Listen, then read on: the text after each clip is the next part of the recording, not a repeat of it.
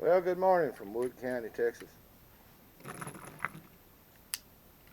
This is the range session with my black powder loads I loaded in the last video. I'm sorry, but you missed the chronograph portion of the show because it was rather crowded at the range and I just couldn't work it out. But it's slowed down here. There's just one other shooter in me. So we're going to go ahead and shoot these guns so that y'all can see. This is a 4 5/8 inch 44 WCF. But it's 36 grains of black powder, as you already know if you watched the last video. We're just going to shoot 5 rounds out of it. See if he even hit the target with it. According to the chronograph, this load is averaging 927 feet per second with a 200 grain bullet. So let's see how she goes.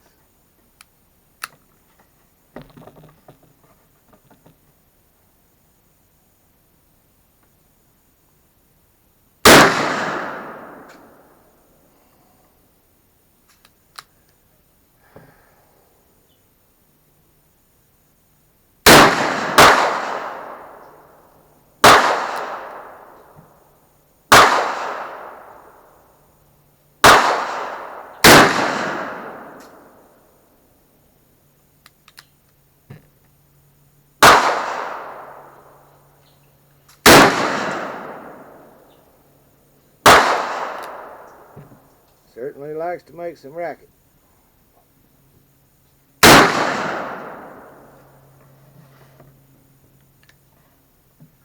Well, I can't say I think very much of the group.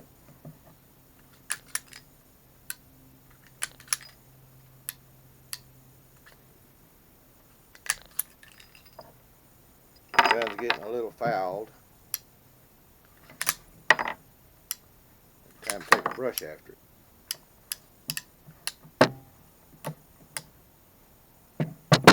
But that's the pistol. We'll run and fetch the rifle and be right back.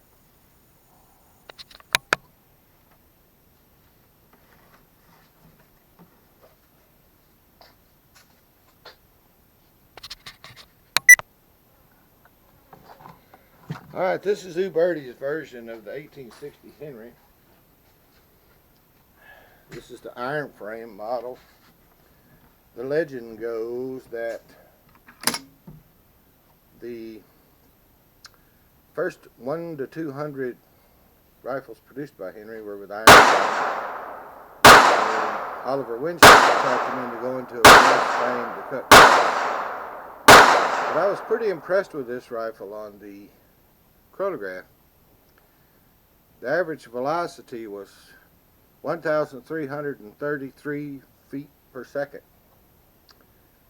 And the extreme spread was only 28 and the standard deviation was 12. So this black powder is consistent, to say the least.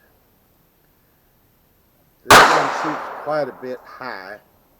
I'm going to hold down on the target. I need to find me a taller front sight. Hold down on the target and hope to get it on the paper. I have not shot this rifle very much, but I still need to work on the sights, and we'll see how she goes.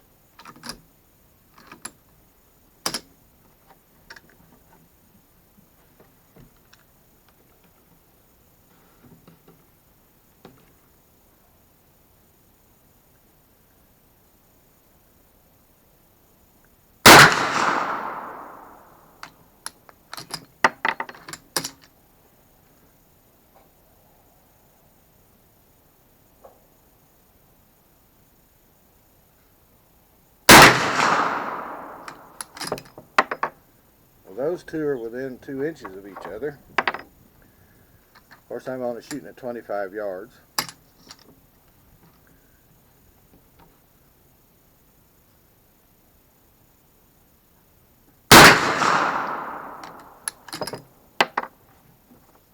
Still in the same 2-inch group.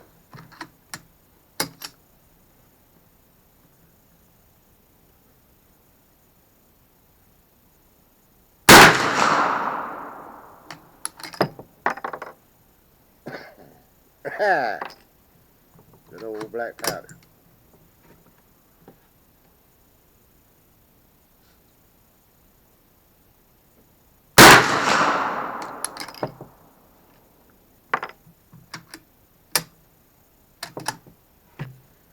And that's 5 shots.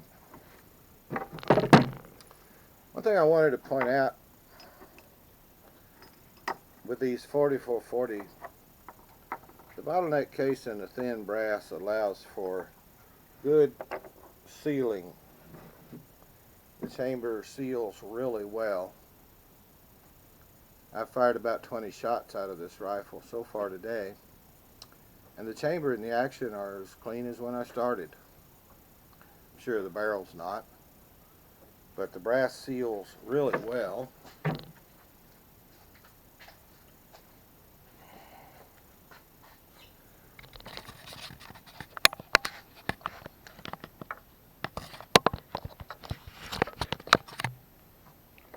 If I can get you a little closer there. I've had 45 Colts that really blacken the case. They don't seal the chamber as well, and it's one of the reasons I like the 44 WCF. Anyway, we have our chronograph results. We'll head back to the reloading room and see if we can find something in the load books that will give me the same velocity with a smokeless powder. Thanks for watching.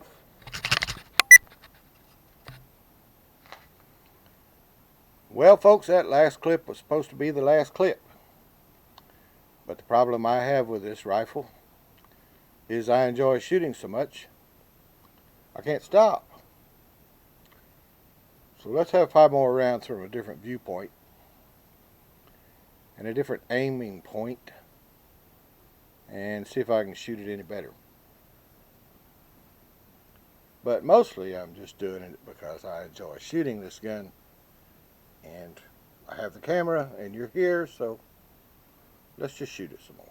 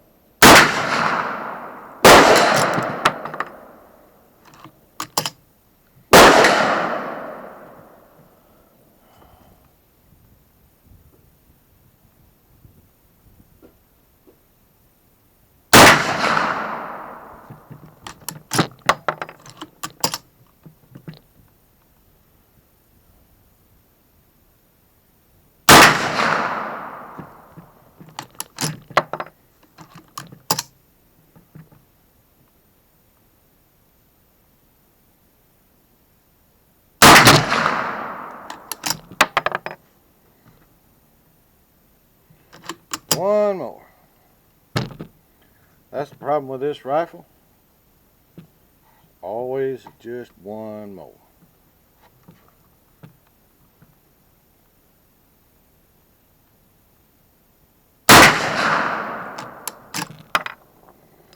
And that ought to do her.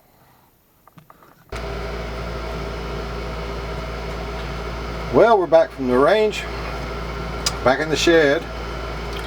A few notes here. I hope that you could hear the audio from the range. That's the first time I've tried to use that little GoPro, and the sound on it is pretty bad. So let me just go over a few results.